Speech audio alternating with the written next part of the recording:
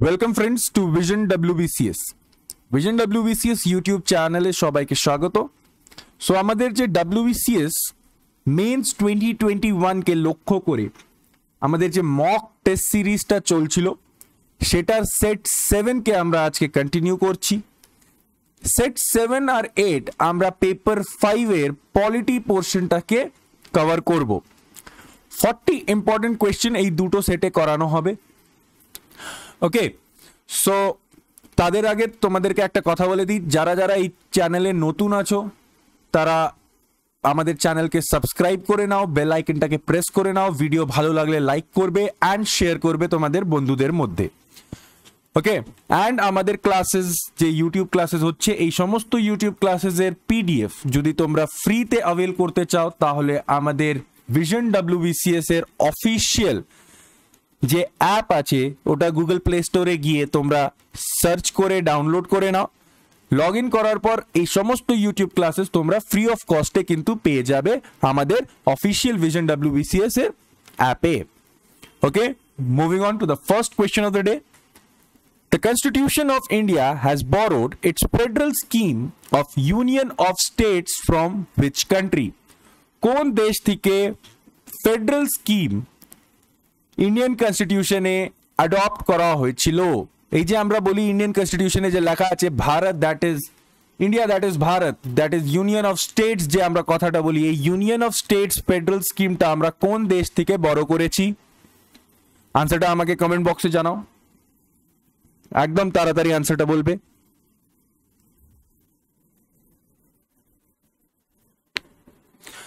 একদমই ঠিক, it's option B, Canada. Canada থেকে আমরা কনস্টিটিউশন অফ ইন্ডিয়াতে ফেডারেল স্কিম বা ইউনিয়ন অফ স্টেটস পয়েন্টটাকে আমরা কিন্তু বড় করেছি। ওকে, যদি আমরা দেখি তো এই টেবিল তোমাদের কাছে আছে, এই টেবিলটা তোমরা স্টাডি করে নিতে পারো, পিডিএফ এ তোমরা এই টেবিলটা পেয়ে যাবে। সোর্সেস অ্যান্ড ফিচার্স বরোড, এই সমস্ত পয়েন্টস যত আমাদের কান্ট্রি থেকে আমরা যে সোর্সেস গুলো, যেই কান্ট্রিজ থেকে আমরা যে ফিচার্স গুলো বড় করেছি, এই সমস্ত ডিটেলস তোমাদেরকে এই পিডিএফ এ তোমরা পেয়ে যাবে। এখানে আমি তোমাদেরকে স্ক্রিনশটটা দিয়ে রেখেছি, পিডিএফ কিন্তু তোমরা ডাউনলোড করে নিও। Okay, moving on. National capital territory of Delhi was constituted by ordinance promulgated by the Lieutenant Governor, ordinance promulgated by the President, 71st Amendment, 69th Amendment। তোমাকে কোয়েশ্চেন জিজ্ঞাসা করা হচ্ছে that national capital territory of Delhi কিভাবে constitute বা establish করা হয়েছিল? By what constitutional means the national capital territory of Delhi was constituted? এটা তোমাদেরকে জিজ্ঞাসা করছে। কি হবে রাইট আনসার? কমেন্ট বক্সে জানাও তাড়াতাড়ি আমাকে।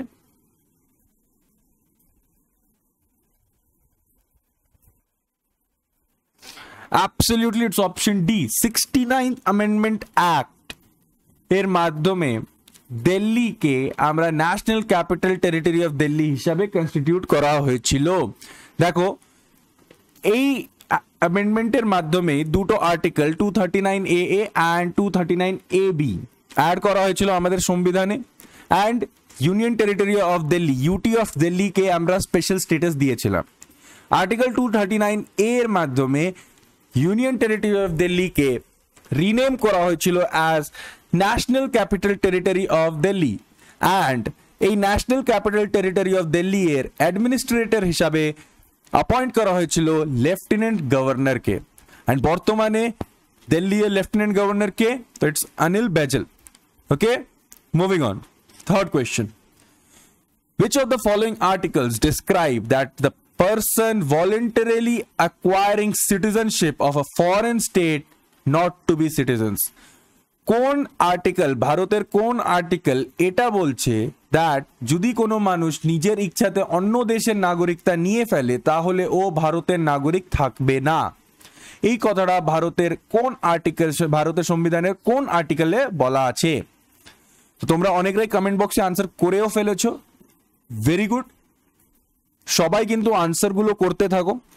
আনসার করলে যদি ভুলও হয় তাও তোমাদের কিন্তু লাভই হবে, তোমরা সেই ভুলটাকে রেকটিফাই করতে পারবে নেক্সট টাইম তোমরা সেম ভুলকে রিপিট করবে না।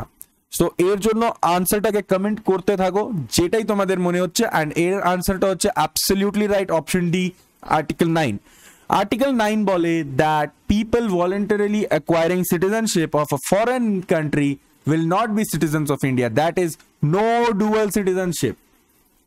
Article 9 এর মাধ্যমেই no dual citizenship টাকে ক্ল্যারিফাই করা হয়েছে by the Indian Constitution. Clear? Moving on. Fourth question. The first session of Constituent Assembly was held on 5 সেকেন্ডও দেওয়া উচিত না এই কোয়েশ্চেনের জন্য। প্রথম সেশন কনস্টিটিউয়েন্ট অ্যাসেম্বলি এর প্রথম সেশন কবে হয়েছিল? তো absolutely it's right, option C, 9th December 1946। 9th December 1946 এ প্রথম সেশন হয়েছিল কনস্টিটিউয়েন্ট অ্যাসেম্বলি এর। আর প্রথম সেশনকে প্রেসাইড কে করেছিলেন? তো ইন্টারিম প্রেসিডেন্ট ছিলেন ডক্টর সচিদানন্দ সিনহা। আর 11th ডিসেম্বর 1946 এ কনস্টিটিউয়েন্ট অ্যাসেম্বলি এর পার্মানেন্ট প্রেসিডেন্ট হিসাবে ডক্টর রাজেন্দ্র প্রসাদকে ইলেক্ট করা হয়েছিল। Clear? Moving on, fifth question. The Indian Independence Act 1947 came into force on কোন দিনে ইন্ডিয়ান ইন্ডিপেন্ডেন্স অ্যাক্ট 1947 ইন্যাক্ট করা হয়েছিল? Option A 3rd June 1947, option B 18th July 1947, option C 26 July 1947, option D 14th August 1947। কি হবে right answer? Absolutely তোমরা আনসারটা আবার comment বক্সে জানাইছো। Very good, it's absolutely right, it's option B, 18th July 1947 এ ইন্ডিয়ান ইন্ডিপেন্ডেন্স অ্যাক্ট 1947 কে enact করা হয়েছিল by the viceroy of India. Okay, British government এটাকে ইনঅ্যাক্ট করেছিল অন 18th জুলাই 1947। ক্লিয়ার? এই অ্যাক্টের মাধ্যমেই কিন্তু দুটো ডমিনিয়ন স্টেটাস বানানোর কথা বলা হয়েছিল, that is India and Pakistan. Clear? Moving on, six question. Which of the following sought to change the character of Indian government from unitary to federal? কোন অ্যাক্টের মাধ্যমে ভারতের যে ইন্ডিয়ান গভর্নমেন্ট যে ছিল, ইন্ডিয়ান গভর্নমেন্টের ক্যারেক্টারটাকে ইউনিটারি থেকে ফেডারেল ক্যারেক্টারে ট্রান্সফর্ম করা হয়েছিল? ইন্ডিয়ান গভর্নমেন্ট ফেডারেলিজমের ধারে বা ফেডারেল স্ট্রাকচারকে কোন অ্যাক্টের মাধ্যমে অ্যাডপ্ট করেছিল এটা জিজ্ঞাসা করছে। Option A Indian council act, option B government of India act 1935, option C government of India act 1919 and option D Indian independence act 1947। কি হবে রাইট আনসার? তাড়াতাড়ি আমাকে কমেন্ট বক্সে জানাও। কোয়েশ্চেনের মেন পয়েন্টটা মনে রাখবে, ইউনিটারি থেকে ফেডারেল কোন অ্যাক্টের মাধ্যমে গভর্নমেন্ট অফ ইন্ডিয়াকে করা হয়েছিল?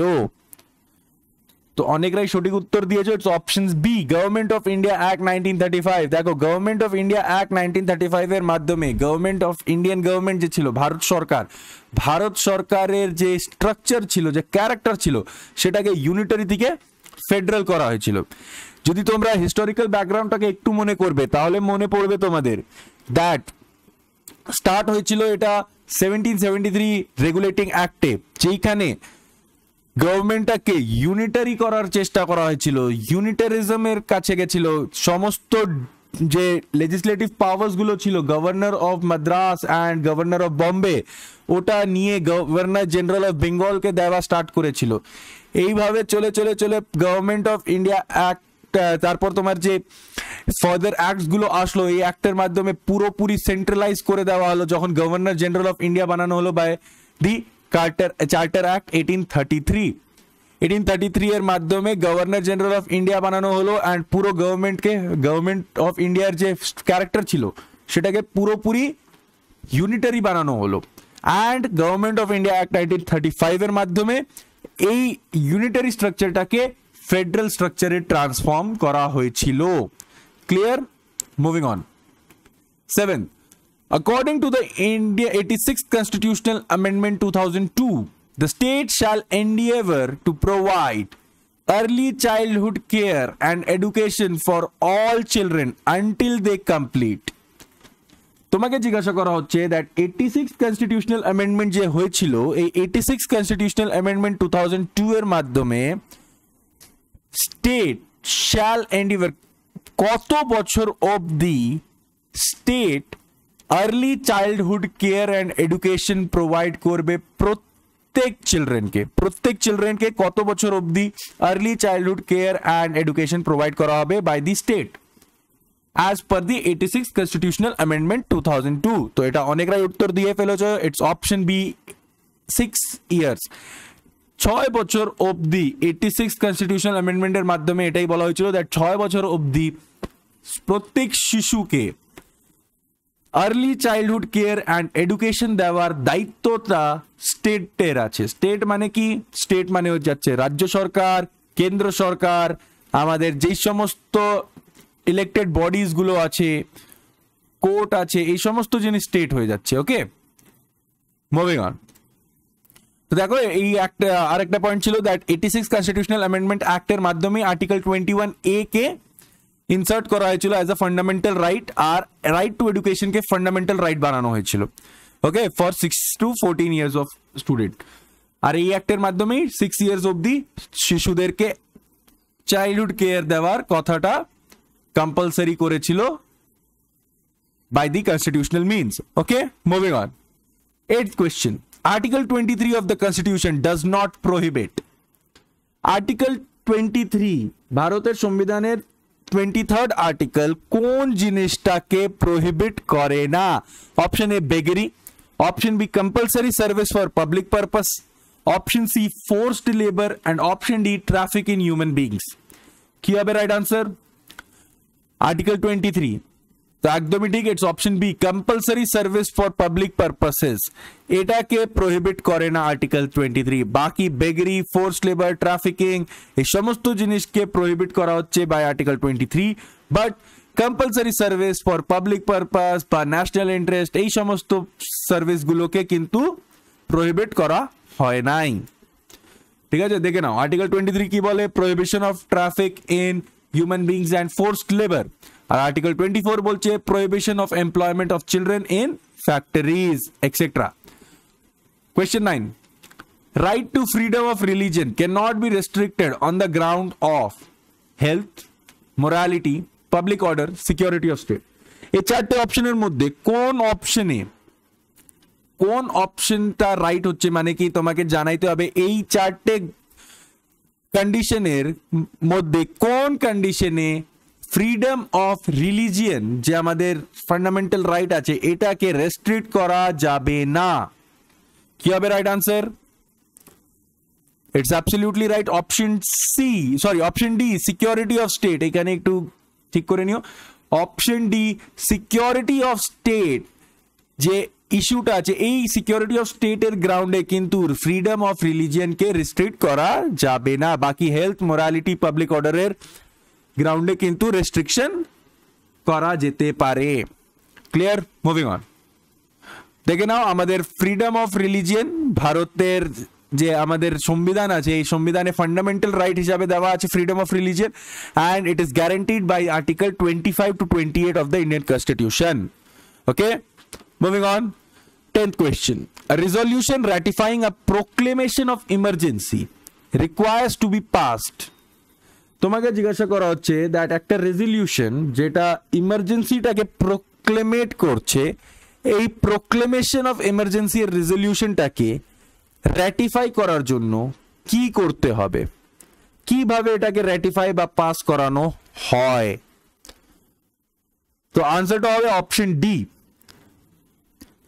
প্রোক্লেমেশন অফ এমার্জেন্সি এর যে রেজলিউশন আছে সেটাকে র্যাটিফাই বা পাস করানোর জন্য পার্লামেন্টের each house, that is Rajya Sabha as well as Lok Sabha, সবটাতেই with majority of total membership of each house and by majority of not less than 2/3 of the members present and voting, that is একটা special majority এর মাধ্যমে কিন্তু পার্লামেন্টের both house থেকে এই রেজলিউশনটাকে pass করানো হয়, তারপরেই কিন্তু এমার্জেন্সিটা ইফেক্ট বা আমরা বলতে পারি that proclamation of emergency has been passed, okay, বা has bin রেটিফাইড।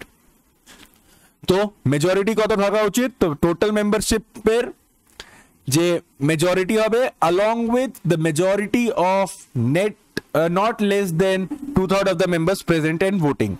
Okay, moving on. 11th, the ex officio chairman of Council of States. তো কাউন্সিল অফ স্টেটস এর এক্স অফিসিও চেয়ারম্যান কে থাকে? ভাবারও দরকার নেই, ডাইরেক্ট আনসার করবো। It's option B, vice president of India. Vice president of India Rajya Sabha বা council of স্টেটের এক্স অফিসিও চেয়ারম্যান থাকেন। তো রাজ্যসভা এর যে চেয়ারম্যান থাকছেন, he is not a member of the Rajya Sabha. রাজ্যসভার একজন মেম্বার থাকেন না chairman of Rajya Sabha. He is the vice president of India. Okay, moving on. Vice president হওয়ার জন্য what are the qualification? Minimum age 35 years লাগবে, and he should be eligible to be elected as the Rajya Sabha member. Rajya Sabha member হিসাবে elect হওয়ার যোগ্যতা লাগবে, and age not less than 35 years. তাহলেই একজন ভারতীয় কিন্তু ভাইস প্রেসিডেন্ট অফ ইন্ডিয়া হইতে পারে। Moving on, 12th question. Which one of the following is no longer considered an adequate ground for the issue of proclamation of emergency? Emergency এর proclamation বা emergency লাগানোর একটা রিজন হিসাবে কোন রিজনটি কে আমরা adequate ground বা actual reason বা authentic reason হিসাবে ক্যালকুলেট করি না? তোমাকে জিজ্ঞাসা করা হচ্ছে that which of the following is not considered as a adequate ground for issuing proclamation of emergency. Option A, armed rebellion. Option B, external aggression. Option C, internal disturbance. And option D, war. এই চারটে যে ground আছে, এই চারটে যে option আছে, এই চারটে অপশনের মধ্যে কোন অপশনটাকে আমরা কিন্তু এমার্জেন্সি লাগানোর জন্য অ্যাডিকুয়েট গ্রাউন্ড হিসাবে কনসিডার করি না? কি হবে রাইট আনসার? তো it's option C, internal disturbance. দেখো, 44th কনস্টিটিউশনাল অ্যামেন্ডমেন্টের মাধ্যমে এই চেঞ্জমেন্ট আনা হয়েছিল দ্যাট এমার্জেন্সি লাগানোর জন্য ন্যাশনাল ইমার্জেন্সি মানে দেখো, এমার্জেন্সি তিন টাইপের থাকে। Article 352 national emergency, article 356 state emergency, and after article 360 financial emergency. তো আর্টিকেল 352 দ্যাট ইজ ন্যাশনাল ইমার্জেন্সিটাকে প্রোক্লেট করার জন্য বা আর্টিকেল 352 কে ইউজ করার জন্য যে অ্যাডিকুয়েট গ্রাউন্ড শো করতে হয় সেটা হচ্ছে armed rebellion, external aggression and war. আগে ইন্টারনাল ডিস্টারবেন্স শো ছিল, বাট 44th কনস্টিটিউশনাল অ্যামেন্ডমেন্ট অ্যাক্টে এটাকে কিন্তু abolish করে দেওয়া হলো। Okay, moving on, 13th question. The Constitution of India reserves residuary powers with, তো আনসারটা ভুল করে তোমাদের চোখের সামনে চলেই এসেছে। তো আনসার হবে অপশন বি, ভারতের সংবিধান হিসাবে পার্লিয়ামেন্টকে রেসিডুয়ারি পাওয়ার দেওয়া আছে। আর এই কথাটা বলা আছে ইন আর্টিকেল 248। Article 248 বলে that residuary powers are with the parliament. That is, parliament যে কোনো স্টেট লিস্ট বা কনকারেন্ট লিস্টের যে ম্যাটার আছে সেটার উপরে কিন্তু লেজিসলেট করতে পারে in case of national interest. Okay, moving on, 14. The executive power of the state is vested with, who has the executive power of the state? Executive power কার কাছে থাকে স্টেটের? তো option right answer is governor of the state. যে কোনো রাজ্যের রাজ্যপালের কাছে executive power, he is the de facto head যে আমরা বলি না, তো এক্সিকিউটিভ পাওয়ার স্টেটের রাজ্যপালের কাছে থাকবে। মুভিং অন, আর্টিকেল দেখো, আর্টিকেল 153 কি বলে? Article 153 says that there shall be a governor for each state. প্রত্যেক রাজ্যের জন্য একটা রাজ্যপাল দরকার। আর এই আর্টিকেলটাকেই পরে অ্যামেন্ড করে এটাও অ্যাড করা হয়েছিল দ্যাট একটা রাজ্যে দুটো রাজ্যের একজনই গভর্নর থাকতে পারেন। That is one person can act as a governor of 2 or more states. Clear? Moving on. 15. Any charge for impeachment of the president may be preferred. In short, যদি এই কোয়েশ্চেনের মানেটা বুঝাই, কোয়েশ্চেনের মানে হচ্ছে প্রেসিডেন্টের উপরে যদি ইমপিচমেন্টের চার্জ লাগানো হয় সেটা কোথায় অরিজিনেট হবে? কাউন্সিল অফ স্টেটে অরিজিনেট হবে, হাউস অফ পিপলে হবে, কি আইদার হাউস অফ দ্য পার্লামেন্টে হবে, কি কোনো জয়েন্ট সেশনে হবে? কি হবে right answer? Charge of impeachment of the president কোন হাউসে এটাকে অরিজিনেট করতে হবে?